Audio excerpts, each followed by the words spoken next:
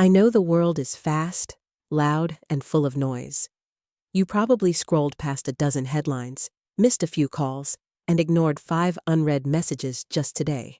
So if you're still here, even for just a moment, thank you, truly. I'm not here to tell you a story about revenge, or even justice. This is a story about being erased, and remembering yourself anyway. Maybe you'll recognize a piece of yourself in it, and if you do, feel free to leave a quiet sign, a gentle tap on the like button, just so I know someone out there hears me. They said it like a joke, like I didn't have ears, or feelings, or a name. Not her. She's just the aunt. That's what my mother said when one of Anna's friends asked who arranged the gorgeous baby shower spread, the table settings, the gold-trimmed invitations, the soft jazz playing from the discreet corner speakers. Just the aunt. I stood there, my hands full of folded napkins I'd just unboxed from my trunk. No one turned to look at me. Not Anna, glowing in her blush silk dress. Not Dad, who was too busy beaming as he poured punch. Not even the cousins I'd grown up with, the ones I used to babysit for free. Just the aunt. Someone laughed. Someone else chimed in. Well, every family needs a helper. And the laughter rolled, warm and easy, while I stood frozen near the rose-gold balloons I paid for. I didn't speak. I didn't correct anyone. I didn't cry. I just nodded, gently, and stepped away to the far end of the garden. The grass was damp beneath my heels. My throat felt tight, but not because of tears. It was the silence, that heavy, invisible kind. The kind that presses down on your chest like a name that's been forgotten. My phone buzzed. I glanced down. A push notification from the bank. Transfer of $25,000 successful. Baby in Bloom event services. I'd paid for everything, quietly. The tent, the photographer, the cupcakes with edible gold flakes, the DJ, the photo booth, the floral arch, the monogrammed thank you cards. And I asked for nothing in return. No credit, no speech. Just the feeling of doing something good, of showing up. I watched as Anna laughed, surrounded by friends, opening designer baby clothes and skincare kits. I knew she hadn't paid a dime. I had cleared her 2 maxed-out credit cards last spring when she called sobbing at 11 p.m. "I'll pay you back," she said. She never did. I never asked. I stood there and watched my name get scrubbed from the story in real time. Not a villain. Not a hero. Just gone. And no one noticed. Not even when I left the garden and disappeared into the house, sat alone in the guest room where I once slept every summer, and stared at a childhood photo of me and Anna. She was front and center. I was half cropped out. In that moment, I knew. This wasn't the first time I'd been erased, but it would be the last. When I was 7, I drew a picture of our family at the lake. Mom, Dad, Anna, and me. Under a blue sky, with green crayon trees and a boat that looked more like a shoe. I was proud of it. I even wrote, "For Mom," in my best block letters across the top. She looked at it briefly, smiled politely, and said, "Sweetheart, Anna already gave me hers this morning. She used watercolors." Then she pinned Anna's on the fridge. Mine stayed on the dining table for a day, then vanished. That was the first time I learned. Effort doesn't always mean visibility.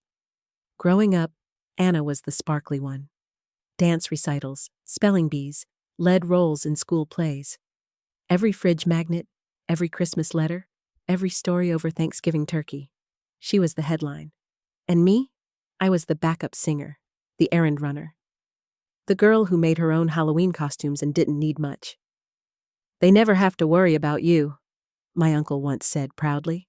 But sometimes, being the one no one worries about feels like being no one at all. I remember once, in 8th grade, I won a regional math competition. A plaque, a certificate, even a small write-up in the local paper. Dad read it, nodded, and said, "Wow, your cousin Mark got 2nd place last year. Runs in the family, huh?" Anna got a standing ovation at a school talent show the next week for singing off-key in a sparkly dress. The next day, there was a cake. Even as an adult, the roles never changed. When I got promoted at the firm, twice, my parents never asked what it meant. But when Anna got a new apartment, we all drove down to help decorate. I bought her a new kettle and towels. My mom cried tears of joy. There was one birthday, I think it was my 26th, where I showed up to dinner, and they'd forgotten it was mine. The waiter came over, candle on a slice of cheesecake, and I watched my mother's face try to recover fast enough to fake surprise. Anna laughed. "Oh no, did we really forget?" And they all laughed with her. I laughed too, because that's what I always did. Even now, thinking back, I don't feel anger.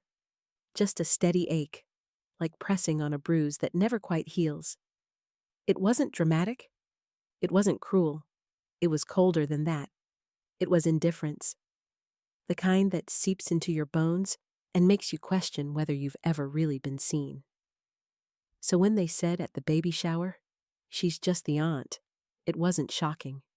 It was just the latest verse in a song I'd been humming all my life. But something in me shifted that day. Not like a thunderclap, more like a slow turn of the tide. Because being invisible is one thing. Being erased, that's something else entirely. 3 days after the shower, I got a message from May, the housekeeper who used to help my grandmother before she passed. She'd always been kind, the kind of woman who remembered which tea you liked and how you took your toast. "I found something of yours," the message read. "I think she meant for you to have it." It was an odd note. I hadn't heard from May in months. I assumed she moved on after Gran passed. The funeral I hadn't known about until 3 days later. When I asked Mom why no one told me, she said, "It all happened so fast. We didn't want to bother you." Bother me. My grandmother died, and notifying me was considered a bother. I told May I'd come by after work. Her small home was exactly how I remembered it. Porch plants in ceramic mugs, wind chimes clinking like gentle warnings. She didn't waste time on pleasantries. Just handed me a shoebox wrapped in a faded tea towel. She told me, "If you ever came around again, this should go to you." Inside was a Polaroid. Me, around 10, sitting on Gran's porch steps with a chocolate-streaked grin and a dandelion crown. Tucked behind the photo was a small envelope. My name was written on it in my grandmother's cursive, Athena. The paper had yellowed, the corners curled. I opened it with both hands like it might dissolve from touch. "If you're reading this, it means they've made their choice." I read that sentence 3 times before continuing. "I don't know when it happened, but I know it did. They stopped seeing you. Maybe they never truly did. That's not your fault. I'm leaving something for you, not because I think you need it, but because it's yours by right of truth. You showed up. You never asked, never demanded. You just stayed present, and that counts more than performance. They'll say it's a mistake. They'll say you tricked me. Let them say what they will. But you and I know the truth. You were never just anything." There was a folded legal document inside the envelope. A copy of the will. Gran had left me her Vermont cottage, not to be shared, not to be disputed. To Athena Monroe, the one who remembered to send flowers on the birthdays everyone else forgot. I sat there for a long time. May offered me tea. I declined. As I drove home, I thought of every time I'd been told I was being dramatic. Every time they changed group plans and forgot to text me. Every, "Oh, didn't we tell you?" and must have slipped my mind. It wasn't just forgetfulness. It was intentional. They didn't forget me. They chose not to include me. And now, for the first time, someone had chosen me, not out of guilt or convenience, but because they saw what others refused to. That night, I didn't cry. I printed out every bank transaction from the past 3 years instead. Every payment I'd made on their behalf. Every bill I'd covered. every silent gift they never credited. And in the center of that pile, I placed the letter from Gran. A quiet declaration that I had, in fact, always been there. They were the ones who disappeared. By morning, I had a plan. Not revenge, not confrontation, just clarity. I dug out my old accordion file folder. The one I used to joke was my second brain. Inside were years of receipts, donation confirmations, Venmo screenshots, credit card statements. At the time, I saved them because I was methodical, responsible. But now, they felt like a record of something else entirely. Proof of presence. I highlighted everything that related to my family. $3,200 for Anna's credit card debt, paid off in May of last year. $1,100 to cover a medical emergency for Dad, later discovered to be a dental implant he didn't feel like financing. $8,500 toward the down payment for Jason's coding bootcamp. $25,000, the baby shower, and countless smaller entries. Uber rides, grocery deliveries, last-minute flower arrangements. In every instance, they had a story. They were in a pinch, couldn't access their accounts, would pay me back next week. They never did. I never asked. But the money wasn't what made my hands shake. It was the pattern. The way I'd quietly been repositioned from daughter to donor. I pulled up the scanned will. It was valid, properly notarized. The property transfer was clean. I had a contact, Gran's old lawyer, Mr. Finch. And by noon, I'd spoken to his assistant. They confirmed what I already knew. The house was mine, uncontested. "Do you want to notify the family?" she asked. I paused. "Number not yet. I wasn't ready for fireworks. I was ready for facts. So I printed everything, stapled each statement, indexed each page, then I wrote a short note to go on top. I never asked for credit, but I refused to be erased. I slid it all into a slim black folder. The kind you might take to a job interview, because that's what this felt like. Presenting my case. Not to them, to myself. That Sunday, I got a group text from Anna. "Dinner at Mom and Dad's, 6 p.m. casual. No mention of the shower, no mention of the check. Just a line at the bottom. Would be great if you brought dessert like last time." I didn't reply. Instead, I called Mr. Finch again, asked him to retrieve a recording Gran had apparently made the year before she died. She had insisted it be stored securely. He agreed to email me a copy. That night, I sat in the dark and listened. Gran's voice crackled through my laptop speakers, steady despite age. "If you're hearing this, then they've started rewriting the story again. Don't let them. The house is yours. Not because you're perfect, but because you didn't disappear when it got hard. I see you, Athena, and I hope one day you see yourself." I closed the laptop and whispered out loud to no one. I do now. And for the first time in years, I felt something like stillness. Not the numbing kind, but the kind that comes right before a door opens. I didn't announce I was coming. I showed up 15 minutes early.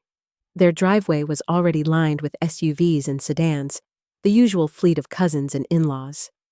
Inside, I could hear the hum of conversation, bursts of laughter, the kind that fills a house like steam before a storm. I stood on the porch for a few seconds, black folder in hand, steadying my breath. I didn't wear black. I didn't wear anything dramatic. Just a soft gray blouse and slacks. Neutral, unassuming, unforgettable, like silence that lingers too long. I knocked twice. The door opened to my mother, who blinked, startled. "Athena? You didn't say you were coming early?" I offered a polite smile. "Thought I'd surprise you." She stepped aside with forced warmth. "Of course. Come in." Inside, the kitchen buzzed. Aunt Marie was stirring gravy. Jason was cracking jokes by the wine rack. Anna stood by the mantel, belly rounding more now, holding court with a circle of friends. When she saw me, she blinked. Not in joy, but calculation. I nodded to her. She raised her glass vaguely. I didn't join anyone. I walked straight to the coffee table, placed the black folder dead center, and took a seat on the arm of the couch. No one noticed at first. Then Dad entered, saw the folder, saw me. The room began to shift. People fell into a hush one by one, like a choir slowly forgetting its song. Jason stopped mid-joke. Aunt Marie froze at the stove. My mother hovered in the doorway, eyes darting like a deer that senses a scent on the wind. Anna crossed the room. "What's that?" she asked, motioning to the folder. I opened it, slowly, each page already memorized in my mind. "I thought it might be useful," I said. "Bank transfers, loans I covered, the baby shower invoice, credit support, Dad's procedure, Jason's tuition." Jason flinched. Anna's mouth opened, then shut. "I don't want anything back," I added. "I'm not here to collect." "Then why bring this?" my mother asked, voice brittle. "To remind you I was here." A beat of silence. Then I pulled out the copy of Gran's will. "This is the transfer of ownership, the Vermont house." Dad's jaw tensed. "You thought wrong," I cut in, calm, not cruel. "And this," I said, placing a small flash drive on top, "is a recording Gran made. I'd be happy to play it." No one reached for it. "She left the house to me," I said gently. "Not because I asked, but because I stayed." Anna looked around, eyes darting for support that wouldn't come. "You never even told us she was sick," she spat. "You never asked," I replied. "You posted photos from your Aspen trip that week." No one defended her. I let the silence hang. It wasn't loud. It wasn't ugly. It was something worse. Stillness thick with recognition. They hadn't forgotten me. They had counted on me staying invisible. And now, I wasn't. Anna's voice cracked first. "I don't understand," she said, trying to laugh like it was all ridiculous. "Why would Gran give you the house? She barely mentioned you in the last few years." "She mentioned me enough to leave behind a will and a recording," I replied, my voice even. Mom interjected. "Sweetheart, maybe your grandmother was confused. She wasn't well near the end." "She was clear enough to hire a lawyer, notarize her signature, and record a message that you're all too scared to hear," I said, nodding toward the flash drive. No one moved. I didn't need to press play. The silence in the room was louder than any evidence I could present. Dad shifted in his recliner, rubbing his temple like this was all a headache he could wish away. Anna stood still, blinking, as if trying to rewrite the scene by sheer force of disbelief. Jason sat down, hands clasped between his knees. "I didn't ask for the house," I said quietly. "But I also didn't expect to be erased." My mother stepped forward, trying to recover the tone. "Sweetheart, we're family. This is complicated." "It wasn't complicated when I was footing the bills," I replied. "Or when you needed someone to co-sign the loan for the dishwasher. Or when I paid the deposit on Anna's lease." Anna stiffened. "You said you wanted to help." "I did, but helping doesn't mean disappearing." Jason finally spoke, eyes low. "I didn't know about the house," he said softly. "But I guess I knew you always did more than the rest of us." He didn't say it with admiration, just fact. Mom's eyes flicked toward the flash drive again, then away. "What are you going to do?" she asked. It wasn't fear, it was uncertainty. They didn't know this version of me. They'd only ever known the helper, the invisible giver. I picked up the flash drive, slid it back into my folder. "I'm going to move in," I said. "I've already spoken with the lawyer. The deed will be in my name by next week." "Is that it?" Dad asked. "Yes," I said. "That's it." Anna's lips curled. "You think this makes you better than us?" "No," I replied. I think it finally makes me real to you. She scoffed, muttered something under her breath. I didn't chase the insult.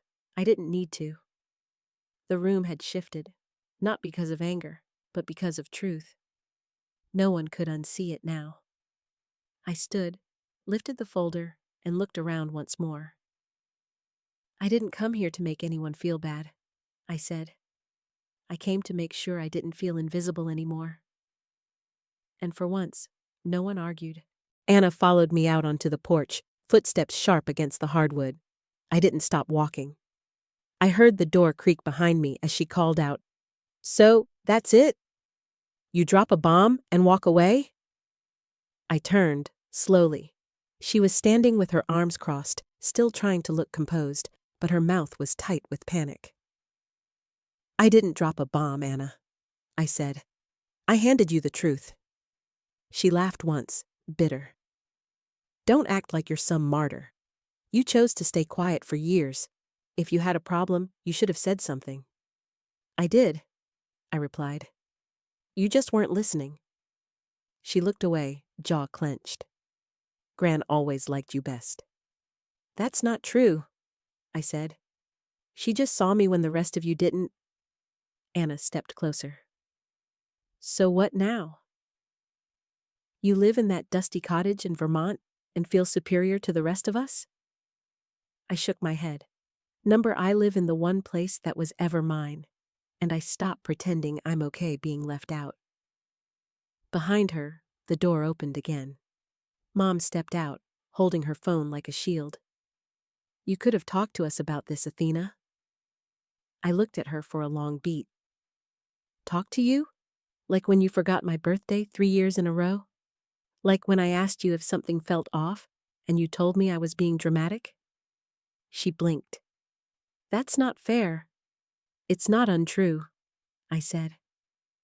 Jason appeared in the doorway, hovering behind them both. "I think she's right," he said quietly. We took her for granted." Anna turned on him. "Whose side are you on?" "There's no side," he muttered. "There's just what happened." Silence again. Mom looked tired now, not angry, just exposed. "I don't hate you," I said softly. "I'm just done performing love for people who only know how to take it." "Are you cutting us off?" Anna asked. I considered that. Then, "No. I'm just no longer offering myself up. They didn't stop me when I walked down the steps. They didn't run after me. They didn't beg. And for once, that didn't feel like a tragedy. It felt like release. I drove away without music, windows down, wind in my hair. I didn't look in the rearview mirror. Because some chapters don't need closure from other people. They just need you to close the door. And I did. I didn't slam the door behind me. I didn't draft a final message or make a social media post. I simply stopped showing up. There was no rage, no curse, no demand to be understood. Just the kind of silence that speaks louder than any scream. The kind that says, "I'm not angry, I'm just done." I cleared out my apartment in 2 days, gave away the couch I'd bought for family holidays that never happened, donated the welcome home sign I hung for Jason when he returned from college, even though he went straight to Anna's instead. I kept one suitcase, my laptop, and a box of old letters from Gran. That was all. When the moving truck arrived at the cottage in Vermont, I stood on the gravel path and watched them unload the few things I brought with me. No family heirlooms, no passed-down china, just mine. The cottage was quiet, dust-sweet.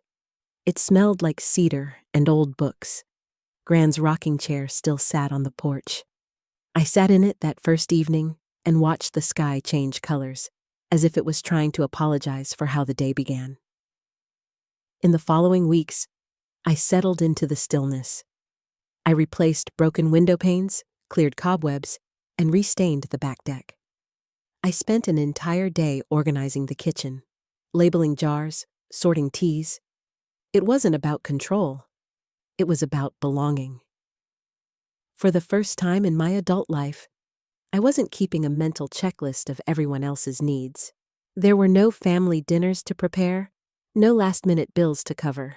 No one called to ask for favors. No one asked what I was doing, or why. Because no one was used to me choosing myself. And that was the gift Gran had given me. Not a house, a line in the sand. A declaration that I was allowed to matter, even when no one was watching. One morning, I walked past the guest room and saw my old painting, the one from when I was 7, tucked inside a moving box. I framed it and hung it by the front door. That crooked tree, the tiny boat. Back then, I thought it was just a child's drawing. Now I saw it differently. I had drawn myself into the family, literally, because I already sensed I wasn't being placed there. And now, I didn't need placement. I had made my own home. The idea came quietly, the way all real things do. Not a flash of brilliance. Just a question I couldn't shake. What if there are others like me? Women who spent decades being dependable, unseen. Women who carried the weight of being the strong one until they broke quietly. Women who loved their families, but finally chose themselves. I started small, filed paperwork for a nonprofit, rented a small office space near the lake with light wood floors and a window that opened to birdsong. I called it Second Ledger, because sometimes the real accounting doesn't happen in spreadsheets, it happens in boundaries.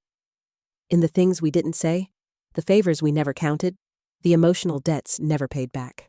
I put up a flyer at the library, another at the co-op, one at the health clinic. Second Ledger, a space for women rebuilding after being everyone else's emergency plan. 3 women came the first week. A retired nurse whose children only called when they needed help with their mortgage. A single mom whose sister took over her wedding, then her credit. And a quiet woman named Leslie, who brought tea bags in her coat pocket and said, "I just wanted to sit somewhere no one needed anything from me." We sat in a circle. We didn't overshare. We didn't sob. We just existed, and that was enough. I set up a shelf with a few books, put out fresh flowers every Monday, hung a corkboard labeled, "Things I Did Just for Me." By week 3, it was full. I added my own, framed my childhood painting. Didn't answer when Anna called. Because yes, she called 3 times, then texted, "You really gonna cut us off over a house?" I didn't reply, not out of pettiness, but because the moment I responded, I would re-enter the role they'd always cast me in. The fixer, the explainer, the one who smooths things over. And I was done being smooth. I wanted edges now. Clear lines, clean exits. Jason sent a message too. Shorter. "Just checking in. Hope you're good." I didn't respond to that either, because hoping someone is good isn't the same as asking what you did to make them not be. I still think about them sometimes. Wonder if they gather without me and pretend I never existed. But even that doesn't hurt the way it used to, because I'm not trying to get back into a place I never belonged. I'm building one of my own, for others like me. And every time a new woman walks into Second Ledger, eyes wary, posture tired, I greet her the same way. "Come in. You don't owe anyone an explanation here. Morning comes gently here. Not with alarm clocks or emails or someone calling your name down the hall. It arrives slowly. Through gauzy curtains, in birdsong, and the low hum of wind.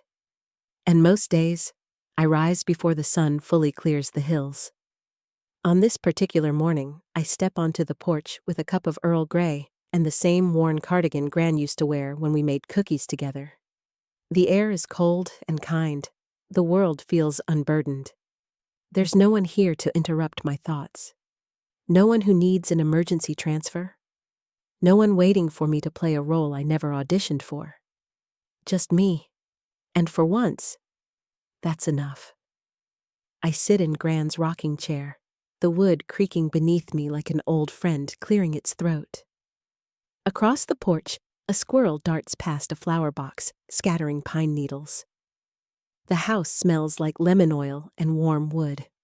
I sip slowly.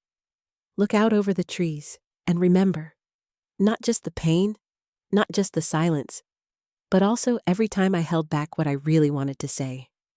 Every time I smiled and said, "It's fine," when it wasn't. Every time I paid, carried, planned, forgave, just to be allowed a seat at the table. I don't regret loving them. I regret thinking I had to earn theirs. The mailbox creaks open down the path. I rise and walk barefoot across the porch, stepping into the dewy grass. Inside is a cream envelope, no return address. But I know that handwriting. My mother's. I stand there, letter in hand, not opening it right away. Just holding it. Eventually I do. It's not long. No excuses, no rewritten history. Just this. Athena, I see now what I didn't see then. You were never trying to take anything. You were just trying to exist. I'm sorry I didn't make room for you. You always made room for us.